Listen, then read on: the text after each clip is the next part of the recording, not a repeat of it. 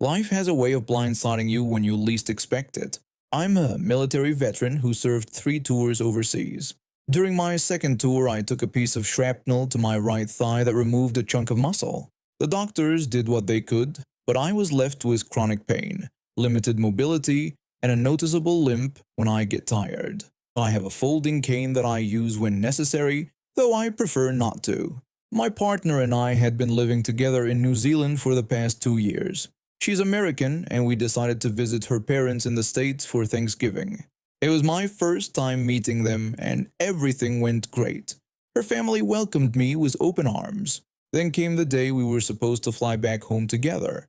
At check-in, we were told of a visa issue with my partner's paperwork, not by the airline staff but by immigration officials who happened to be there. She couldn't leave the country until it was resolved, which could take anywhere from 6 to 12 months.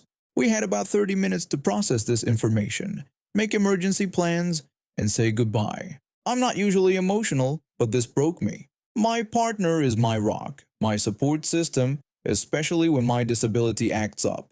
The thought of being separated for up to a year was devastating. I somehow made it through security, though I was such a mess that the Transportation Security Administration officers had to help guide me through while I tried to stop crying. I felt embarrassed, but I couldn't control it. When I reached the gate, my emotional state hadn't improved. The flight wasn't boarding for another 90 minutes, and the waiting area was packed. Every seat was taken, with some people even sitting on the floor. My leg was already throbbing from standing too long at security, and I knew I'd need to sit down soon. I spotted a row of seats near a family, a couple with 2 kids playing on the floor. The parents had placed bags on 2 adjacent seats, taking the entire row for themselves. I limped over, still wiping tears from my face. I politely asked the woman if I could sit in one of those seats.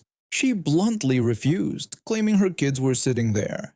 I looked down at her children who were playing on the floor, not using the seats at all. I apologized for the bother and hobbled away. I found a wall I could lean against and pulled out my folding cane. The pain was getting worse, and I knew standing for the next hour and a half wasn't an option. About 15 minutes passed. I noticed one of the airline staff at the gate desk kept looking over at me. She was a no-nonsense type who I'd seen earlier scolding people trying to board out of turn. She got up from her desk, went over to speak with the woman who had refused to give up a seat, then approached me. The airline staff member asked about my disability, explaining that the woman had claimed I didn't walk with a limp or use a cane until after she refused me the seat. I explained that I couldn't show my injury without removing my pants, but I gave her permission to feel my thigh where a portion of muscle was missing from a combat-related injury. She thanked me, apologized for having to ask, then went back to the woman and told her to clear one of the seats. The woman removed her bags, and I was able to sit down. A few minutes later, the woman was visibly upset. She told her husband to wait there with the kids and walked off somewhere in the terminal. I just sat there, still wiping tears, trying to mind my own business. When she returned a few minutes later, she had airport security with her. 2 officers approached me and told me I needed to come with them, explaining that the woman had filed a complaint claiming I made threats against her children. I was stunned. I hadn't spoken a single word to the family since asking for the seat. The airline staff who had helped me earlier stepped in, telling the officers that the woman's claim was false. She explained that I had been sitting there the entire time, was upset when I arrived at the gate, and hadn't spoken to anyone except to ask for a seat. She added that the woman was just upset because she had to give up a seat she was using for her bags. The security officers looked skeptical, but the airline employee asked them to stay while she made a call. The guards agreed, and she went to the desk. When she returned, she was with what looked like a supervisor. The supervisor told the family that after reviewing the security footage, they were no longer welcome to fly with the airline and would not be traveling that evening. The woman protested, asking how they could do that since they had paid for their tickets. The supervisor explained that falsely accusing another passenger of threatening her children was a serious issue and against their policy. When the woman asked where they were supposed to go, the supervisor told her they would need to speak with another airline if they wished to travel that day, and that security would take them to the main terminal. The family was led away by the security officers. with the woman still protesting. I sat there feeling guilty for causing a scene, even though I knew I hadn't done anything wrong. Eventually, I pulled myself together. When it was time to board, I lined up and presented my ticket to the same airline employee who had helped me earlier. She recognized me as the gentleman who had been harassed and told me that while they couldn't upgrade my seat, they had decided to move me to a whole row by myself so I could be more comfortable. I thanked her. But when the plane started taxiing, all the emotions I've been trying to contain came rushing back. The reality of being separated from my partner for months hit me all over again, and I broke down. I pressed the airplane pillow against my face to muffle my sobs, not wanting to disturb the other passengers. A flight attendant noticed and came over, looking concerned. She asked if I was all right and if there was anything she could do to help. I explained between sobs that my breakdown had nothing to do with the incident at the gate, but that I'd just been separated from my partner due to unexpected visa issues and might not see her for up to a year. The flight attendant told me she was sorry to hear that and would see what she could do to make my flight more bearable. Throughout the 16-and-a-half-hour flight, the Air New Zealand crew was incredible. They brought me an extra blanket, offered me hot meals even between regular service times, and provided complimentary scotch to help me sleep. One attendant even sat with me for a few minutes during a quiet period, just listening as I talked about my partner and our situation. I've flown with Air New Zealand for over a decade, but this experience showed me how far their staff will go to take care of their passengers. In what was probably the worst day of my life, they showed me kindness and compassion.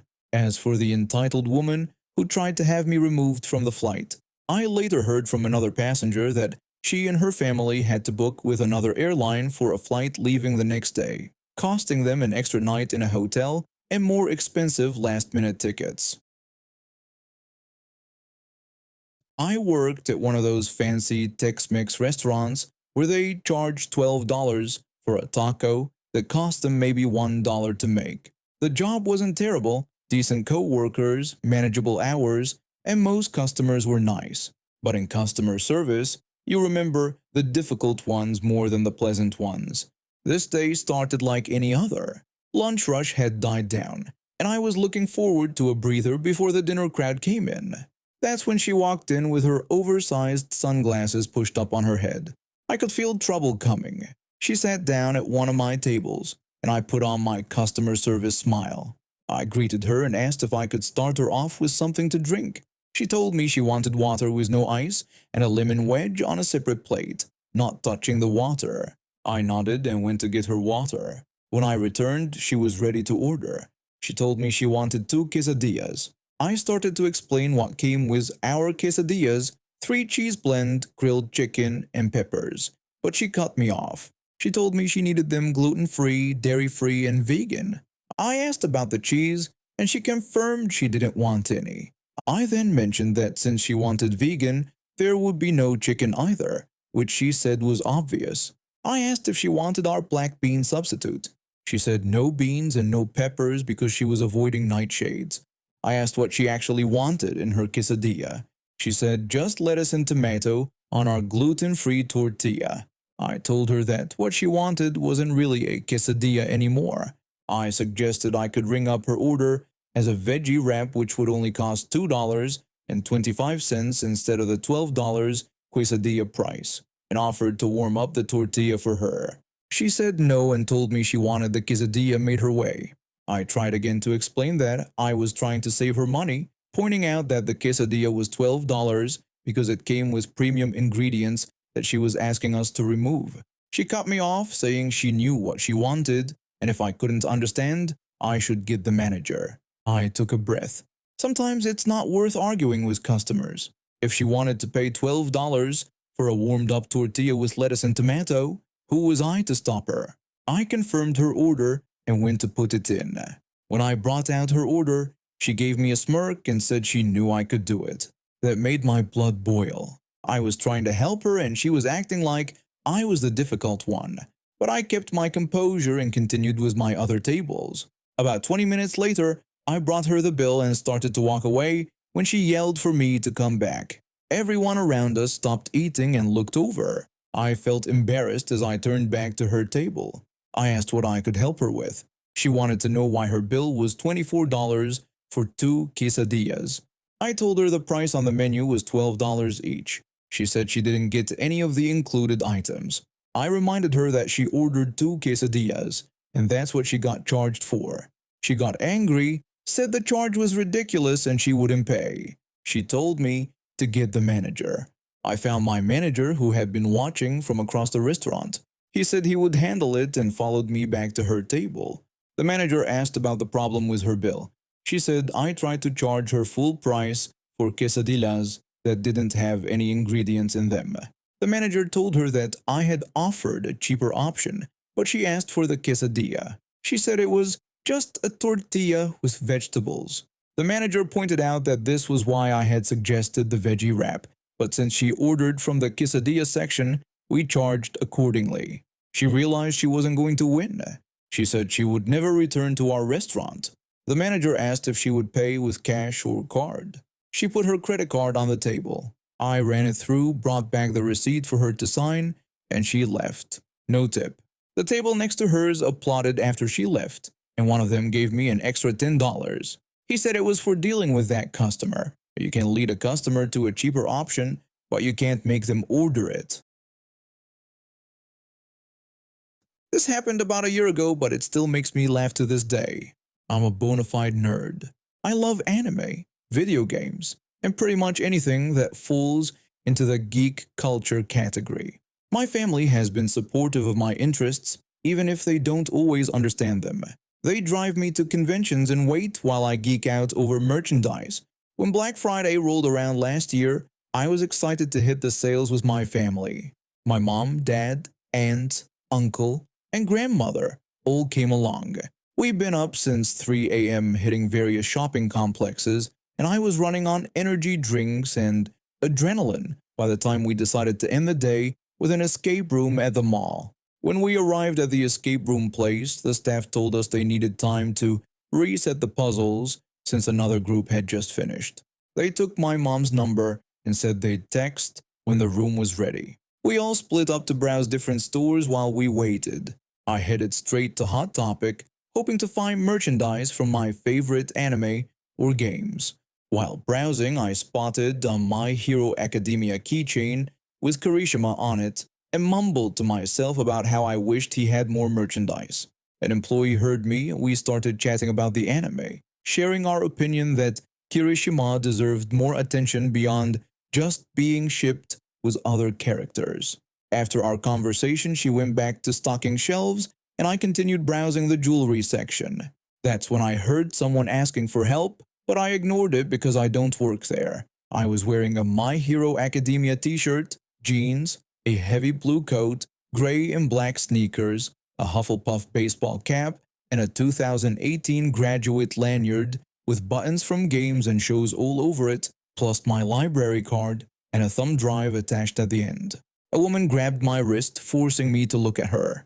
I hate being grabbed by the wrist. It's almost the same as being slapped for me. I know how to escape a wrist grab, so I pulled away. Because she was pulling so hard, she fell backward and landed on her butt.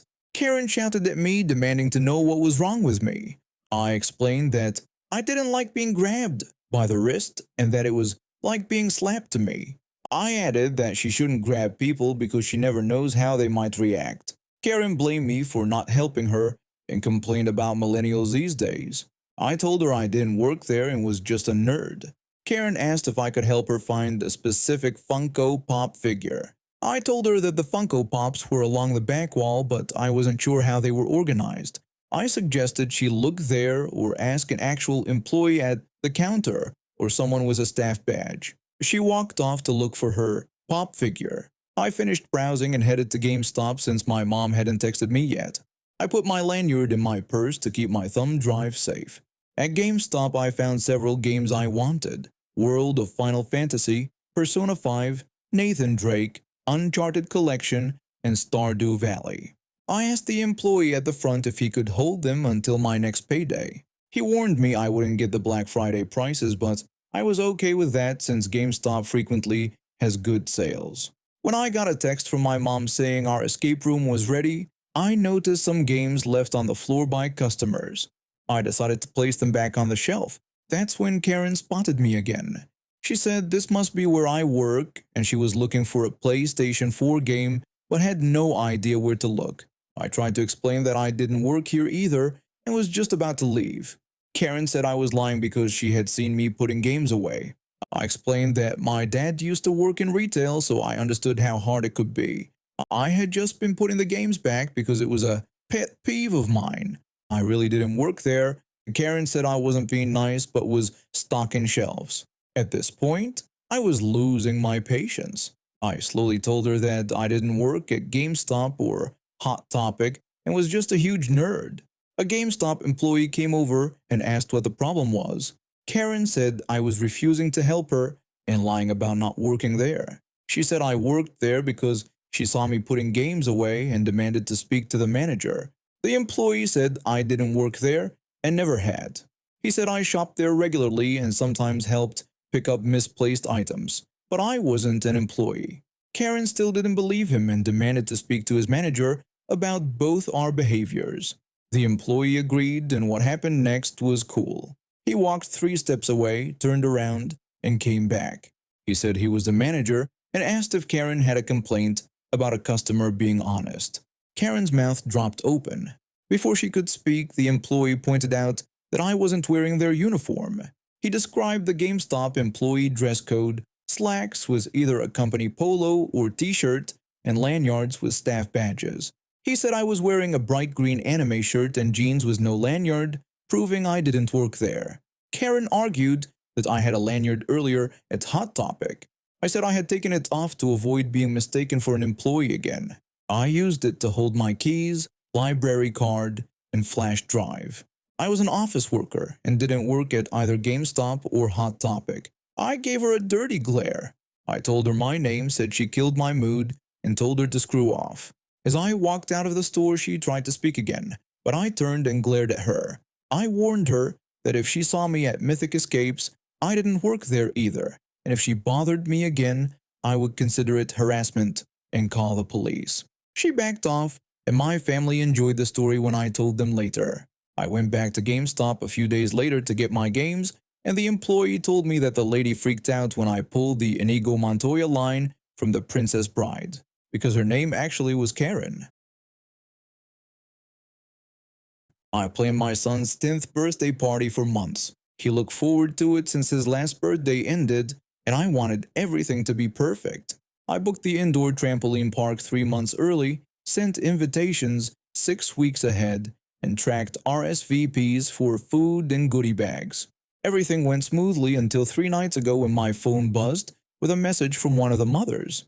I didn't know her well. Her son and mine are in the same class but not close friends. When my son wanted to invite his entire class, I agreed. Her son had RSVP'd yes 2 weeks ago. I checked my phone and found a message that surprised me. The mother said she realized her son had a soccer game Saturday, at the same time as the birthday party. She asked if I could move the party to Sunday, saying this game was important for her son. Was she serious?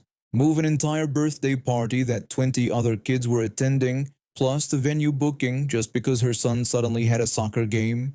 I took a breath and wrote back. In my reply, I said I was sorry about the conflict, but we couldn't change the party date. I mentioned we had confirmed with the venue and all other families and understood if her son couldn't come. She wrote back saying this soccer game was important. She called it the semifinals and said the coach wanted everyone there. She said her son wanted to come to the party too and suggested moving it to the following weekend. I read her message twice. She was still asking me to reschedule for a 10-year-old's soccer game. These games aren't Olympic trials. I wrote back that rescheduling was impossible because the party had been planned for months.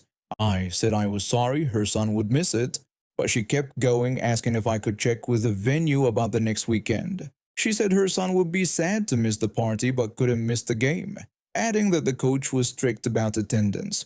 I was getting frustrated but tried to stay civil. I told her the venue was booked for several weekends, which was why we reserved early. I mentioned we had ordered the cake and bought decorations with the date, and that all other families had made plans for Saturday. I ended by wishing her son's team good luck, I thought that would finish the conversation, but no. She suggested Friday evening or Saturday morning before the game. She said other parents would understand if plans changed. She complained it was unfair to make her son choose between the party and his team. Unfair? What was unfair was expecting 20 families and a business to change schedules because she didn't mark her son's soccer game on her calendar. I paused before answering. My final response was simple. I said we could not change the party date or time. I noted this put her son in a tough spot, but the plans were set. I added that we'd miss him if he couldn't come but would save a goodie bag for him. She wrote back saying I didn't understand how important this game was, that it wasn't just a regular match but something the team worked toward all season. Then she asked if I could do something special just for her son another day or postpone what she called the main celebration.